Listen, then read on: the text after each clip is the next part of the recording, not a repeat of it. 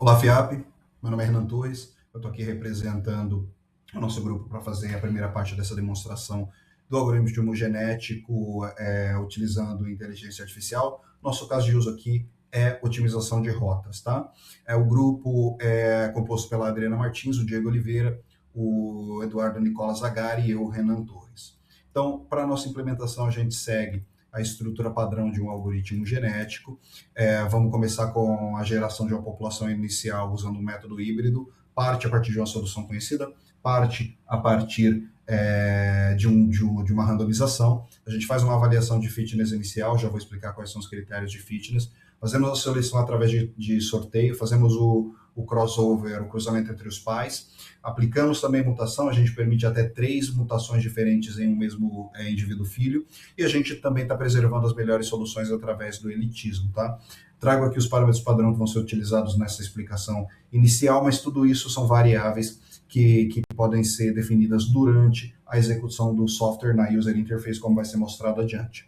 Então, o problema aqui é um problema de roteirização, e o nosso contexto aqui, ele envolve múltiplos veículos com entregas simultâneas. A gente mantém a regra de que os veículos devem passar uma única vez em cada ponto, todos os pontos devem ser atendidos, eles têm que voltar a um centro de distribuição inicial. A gente tem parâmetros de capacidade, autonomia e prioridade de entrega. Capacidade de autonomia e prioridade entra como avaliação de fitness, critério para avaliação de fitness, junto com a distância a ser percorrida, tá? Vamos começar então explicando como a gente e contextualiza o problema. Primeiro que na definição das cidades, a definição dos nós que precisam ser percorridos, a gente achou interessante trazer isso mais próximo da realidade possível. Então a gente não está usando a distância euclidiana, a gente criou uma matriz de distâncias e a gente calculou a distância real através de estradas, através de ruas, entre 2 pontos cartesianos, tá? E a gente usou o OpenStreetMap para rotas reais. Enfim, temos uma matriz de distâncias. A gente também cria uma população inicial aleatoriamente, porém a gente preserva uma parte dessa população inicial para ser estimada através de uma solução conhecida. Nesse caso, a gente está usando o Nearest Neighbor. A gente sabe que o Nearest Neighbor é um método que ele é limitado a distâncias, e como a gente disse, a nossa avaliação de fitness aqui envolve fatores para além da distância, porém, para uma parcela dessa população, a gente optou por usar uma solução conhecida, e a gente viu que isso influenciava muito a eficiência, né, o tempo de cálculo da solução como um todo, né? Vamos começar falando então da fórmula fitness. Vamos avançar a falar da fórmula de fitness. A gente inclui distância mais penalidades para os outros parâmetros que eu indiquei. Então, o fitness ele envolve qual é a distância total que a gente percorreu. A gente tem uma penalização por excesso de capacidade. A gente tem uma penalização por atender ou não a ordem de prioridade de entregas. E uma penalização por utilizar ou não a máxima capacidade, o máximo número de veículos, tá? Então, aqui estão os pesos das penalidades. Aqui um exemplo, então a gente tem a capacidade máxima de 100, uma carga do veículo de 120, a gente vai ter uma penalização por isso. O fitness, quanto menor, melhor, então é isso que vai ser utilizado para avaliação, né, para perpetuar, selecionar, priorizar os indivíduos entre uma geração e outras. Como disse, a gente faz a seleção por torneio, então a gente seleciona aleatoriamente K indivíduos, a gente compara eles para os seus fitness, compara, né, diretamente, confronta os fitness deles e retorna o menor, o indivíduo retorna, o indivíduo seleciona, prioriza, mantém o indivíduo que tem o melhor fitness, que é o menor valor neste caso, ok? Avançando para a maneira como a gente está fazendo o cruzamento, a gente está fazendo um crossover que a gente está chamando aqui de route-based crossover. A gente seleciona rotas completas do PAI 1, a gente seleciona um trecho da rota e a gente preenche os restantes mantendo a ordem do PAI 2, sempre mantendo a regra de que a gente não pode passar 2 vezes pelo mesmo ponto e que todos os pontos precisam ser atendidos, tá? Mutação, a gente está permitindo de 1 a 3 mutações de 4 tipos diferentes, sorteados aleatoriamente com pesos iguais, então tem 25% de chance de cair em cada um deles. a gente está usando as mutações do tipo swap within, swap between, reverse and relocate, assim como exemplificados aqui na tela, tá? A fim de, ainda que a gente esteja mantendo um nível de mutação bastante alto, a fim de preservar os melhores indivíduos de cada geração, a gente também tem uma taxa de elitismo, a gente mantém uma certa parcela, a gente cria uma cópia dos melhores indivíduos, garante que eles não sejam mutados, e dos pais, nesse caso, né, e mantém eles para as próximas gerações, tá? Falando de convergência antecipada, a gente incluiu critérios de estagnação. A ideia aqui é reduzir o tempo de computação. Afinal, a gente entende que os problemas eles podem levar tempo infinito para chegar em uma solução, um tempo bastante alto para chegar em uma solução ótima. O critério que está sendo utilizado aqui como detecção de estagnação é o algoritmo parar automaticamente após N gerações sem melhorias. E a gente está utilizando esse N como 20% do total de gerações. Então, se a gente definiu 1000 gerações, se em 200 gerações não houve uma melhoria no best fitness, o software para, tá? E é isso. Esse é o cerne, esse é o resumo do nosso algoritmo genético. De agora em diante, nosso colega Nicola vai mostrar o software em ação. Boa noite, pessoal.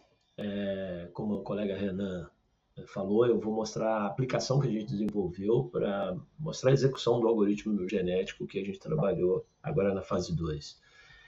O código e todos os links para os materiais estão aqui dentro do GitHub, nessa URL.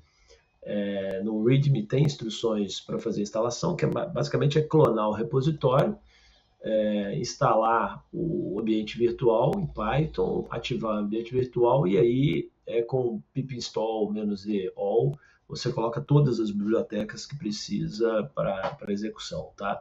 Existem duas formas de usar. Uma, dá para usar só o módulo de VRP que a gente desenvolveu, e você pode usar a aplicação Streamlit com o comando de Streamlit Run. A estrutura do projeto é bem simples, a gente faz uma breve explicação, mas a documentação também tem um link de PDF aqui com toda ela para ser lida. E a outra coisa tem também uma explicação a respeito da chave de OpenAI, que é facultativo o uso, tá? Então vamos rodar a aplicação de Streamlit. Ela vai abrir localmente aqui, levanta a aplicação. Ele é basicamente uma sequência de passos. O primeiro deles é você escolher um arquivo de endereços, que a gente já deixou alguns datasets pré-estabelecidos.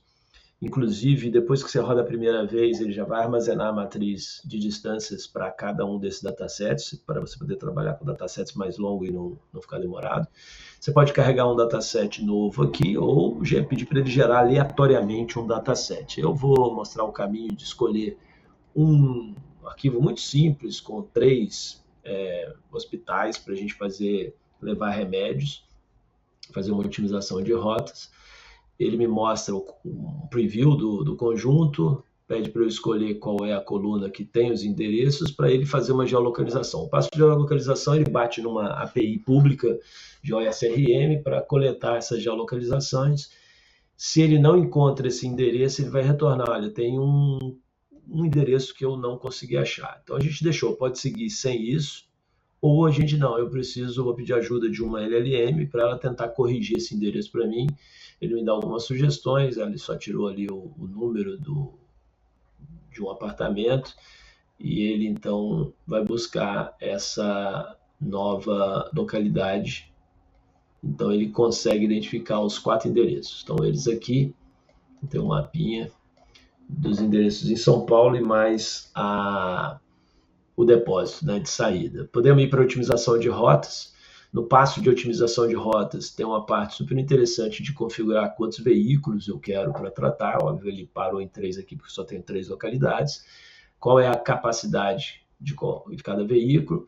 E em relação a parâmetros do algoritmo genético, probabilidade de mutação, posso botar 0,4, 0,6, tamanho do torneio, número de indivíduos da população, quantas gerações eu vou querer e qual que é o tamanho da estagnação. Por default a gente começa com 20%, a gente pode mudar isso daí.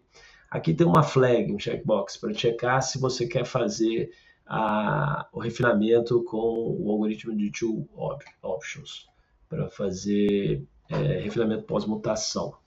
Então a gente executa, esse é um algoritmo bem simples, é um caso bem simples, ele vai convergir rapidamente, e ele mostra que então esse desempenho, ele encontrou as rotas para os 3 locais, bem rápido, mostra no mapa, e aqui no mapa eu também tenho a opção de um checkbox para mostrar a rota real que ele usou no cálculo pelas ruas, que ele vem o contorno da rua, mas se eu tiro essa opção, ele vai só fazer uma visualização mais rápida, ponto a ponto aqui diretamente, tá? Posso exportar esses resultados, mas vou passar para a parte seguinte, que ele já encontrou, deu 23,4, e ele pode me dar algumas uso de LLM aqui também, onde a gente colocou mais 3 opções, além daquela primeira. Uma é instruções para o motorista, então ele tem um prompt built-in, onde ele bate na API e vai trazer instruções, olha, para onde você vai, quanto tempo você vai levar, como é que é o trânsito nesse horário, a questão do rodízio, então ele tem aí uma lógica para facilitar. Posso baixar essas instruções. Tem um relatório de eficiência, mas aí é para mostrar um relatório sobre o processo de otimização, incluindo as métricas e as análises que ele vai fazer em cima da otimização, que quanto mais complexo o problema, mais interessante é o relatório, sobre balanceamento de carga, recomendação de melhoria e por aí vai, sobre o processo.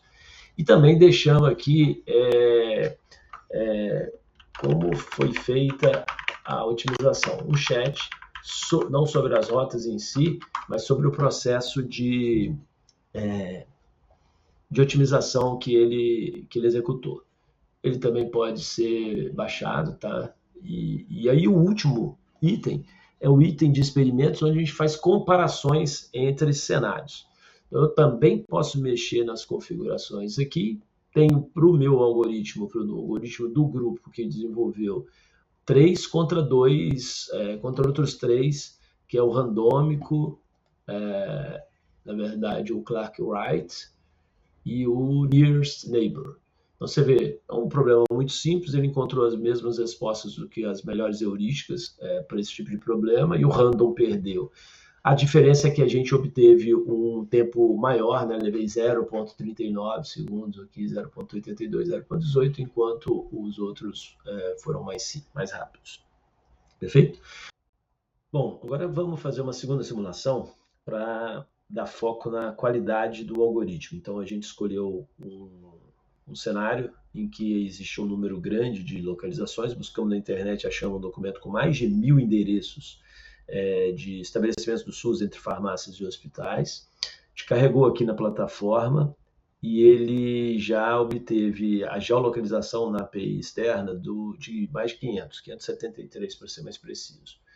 Eu não vou fazer aqui o passo de otimização multiveículos e com limitação de capacidade de carga, mas vou direto na etapa de comparação entre ele e as outras heurísticas, e vou colocar parâmetros iguais aqui para um único veículo com uma máxima capacidade de carga, deixando aqui 3 cenários, os cenários padrões, e é uma população de 100, 200, 300, com gerações até um número limitado de gerações, entre 300, 500, 700.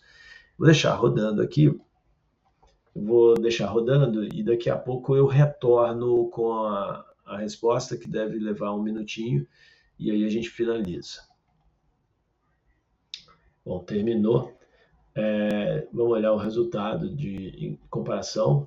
Você vê que os nossos 3 cenários de comparação obtiveram valores melhores, com a distância menor do que o Clark Wright, que seria a segunda opção numa heurística em relação às demais, que é a Random e a Nearest Neighbor. Então isso mostra, numa análise comparativa aqui, que nosso algoritmo conseguiu uma convergência boa em relativamente pouco tempo, tá? A gente gastou aqui um pouco mais de 1 minuto, mostrando então uma boa qualidade da performance do algoritmo. É isso. Boa noite.